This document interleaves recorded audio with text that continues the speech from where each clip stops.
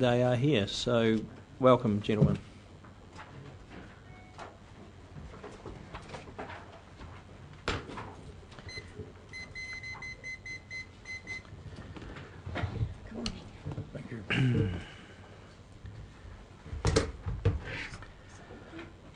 Excuse me. So, grab a seat, preferably near a microphone if you're talking. Welcome. 10 minutes. It goes pretty quick. I'll give you a 2-minute heads up when we're getting close to the end, and the floor is yours. So, welcome. Good morning, Mr. Chairman and fellow councillors. With the closure of the Napier Gisborne Railway, a group of, we'll call them pro-rail people, approached the Hawke's Bay Regional Council with the view to seeing if it was possible to reopen the line and re-establish the business on the rail line. So firstly, I think the best thing is I'll introduce the people. Since then we've formed a company called the Napier Gisborne Rail Limited, and I'll plan is to introduce you to who those people are and their credentials, the reason why we want to keep the line open, and then I'll hand over to Neil, who's had a lot of rail experience. The directors and shareholders of that company are myself, Ian Welch. I'm a director of that newly formed company. I'm also owner and director of Nelson Stud Welding Limited and Tradedeck New Zealand Limited. We're in the building industry, been a reasonably successful company, well, it has been a very successful company. I'm also director of the Cairns Coranda Rail Limited in Australia. We're a tourist line. We operate rail in Australia. Don Selby on my left Don on my left is also a fellow director of that company. So we have had quite a bit of rail experience. I'm also the owner and the operator of the Mainline Steam Heritage Trust. That's throughout New Zealand. We've got depots in Auckland, Wellington and Christchurch. We've been established now for over 20 years, and we run steam excursion trains throughout New Zealand. Our main aim is to actually bring foreign people in. We run a tour train throughout New Zealand once a year, usually a 16 to 20-day affair. The other people involved with this is Steve Weatherall. Steve will be our managing director of the Shortline. Steve, you're probably is well known to you. He operates a very successful transport and logistics company in Gisborne. He is passionate about reinstating the rail line. He believes he needs that as part of his business, particularly for some of the produce coming out of the Gisborne area. Steve will be responsible for marketing in the Gisborne and Wairau region. Don Selby. Don's a chartered accountant. He's had a long life involvement with rail in New Zealand, and he's, as I mentioned, a fellow director of the Cairns Coranda Steam rail operation in Australia. Katja Williams, who's sitting in the rear. Katja is immediate past president of the Hawke's Bay Chamber of Commerce, and she is ANZ Relationship Manager of the Hawke's Bay for commercial and agriculture. Dean McQuaid is also sitting at the back there. He's an owner and director of DBM Contracting, which is related to rail infrastructure. He's a young up-and-coming rail infrastructure person. Graham Carroll is managing director of Global Reach Associates in Wellington. They are project facilitators, and he's been probably the driving force in this reinstatement proposal. Finally, Neil Buchanan. He is our designated CEO, proposed CEO. Neil is a civil mechanical engineer. He's recently just retired from the railways, where he had 40 years' experience, employed at senior levels, including property, mechanical and civil engineering planning and implementation. The aim of our company is just simply the reinstatement of the Napier Gisborne Rail Link and to operate it on the American Shortline model. Neil will speak of that a bit further on. I think it's fair to say that Kiwi Rail have given up on the Napier Gisborne line. Kiwi Rail is a very different animal to what we're proposing. as I said, we're modelling what we're doing on the American Shortline base, and Neil will speak to you on the advantages of that base.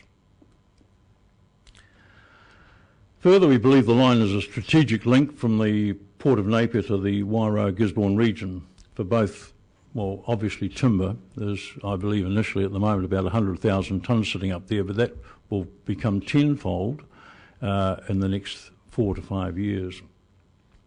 Also, it's important from the point of view as a food bowl. Gisborne's quite a huge food bowl, and trying to get containers of food out of the Port of Gisborne is problematical, and the natural link is to the Port of Napier.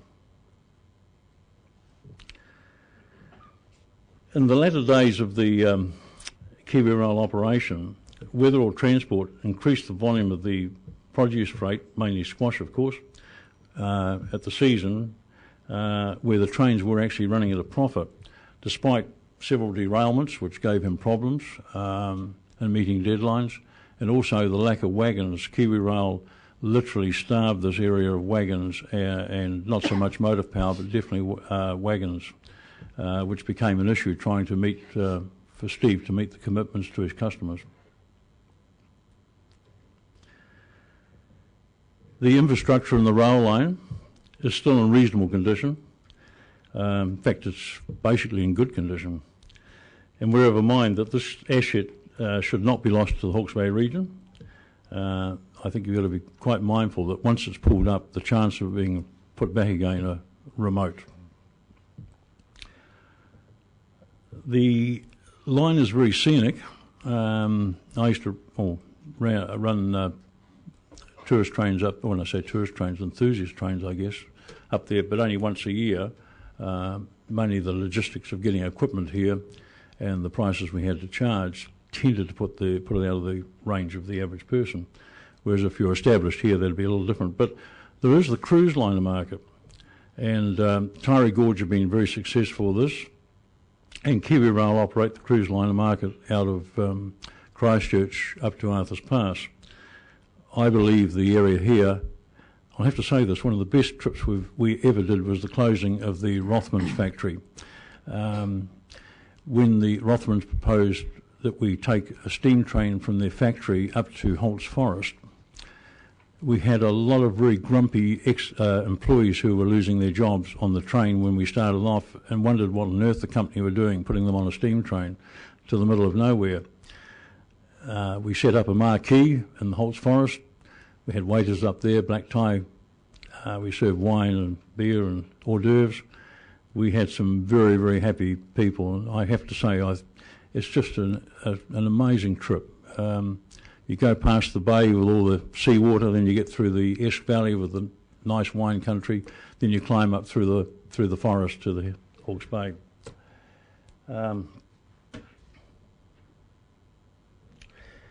So there is that potential, and finally we're here to ask the councillors to give serious consideration to funding or partially funding the reinstatement. Thank you. Neil.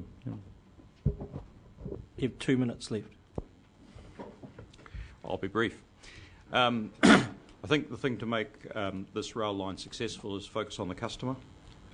Steve has proven that the market does exist. Log volumes forecast initially at about 50 to 100,000 tonnes out of Wairau, rapidly climbing to somewhere over 1 million tonnes. That'll put enormous stress on the road if it isn't carried on the rail. The reinstatement of the dropouts on the Wairau to Gisborne section is estimated at 3.5 to 5 million. Government's clearly said it is not going to fund those, and so it comes back to a body such as the council to, if it wants to save the line, to reinstate those dropouts. We think as a Shortline group we can run a railway significantly more efficiently than Kiwi Rail is able to do. You have a small dedicated workforce, you have an area of rail that you're focused on, you're not focused on a couple of 100 kilometres out of 4,000. All you've got is the couple of 100 kilometres between Napier and Gisborne. We will cut axle loads down. We won't run 18-tonne axle loads, we'll run 12s, and you can still get 2 containers on a container wagon at 12 tonnes. We'll make sure that curve speeds are adhered to or reduced slightly. We'll keep the speeds down. So the maintenance costs of the railway will become less than it was with KiwiRail's time.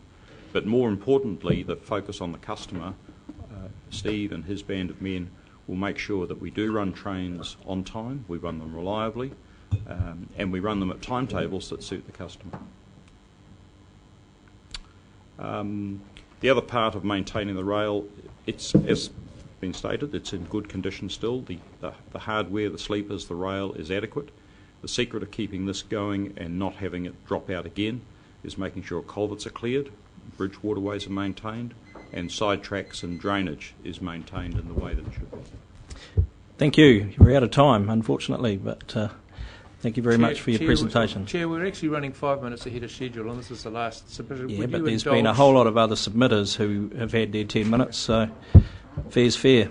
Ask the Mayor of Hastings how he was treated last year. He got 10 minutes like everyone else. So thank you, gentlemen. Thank you.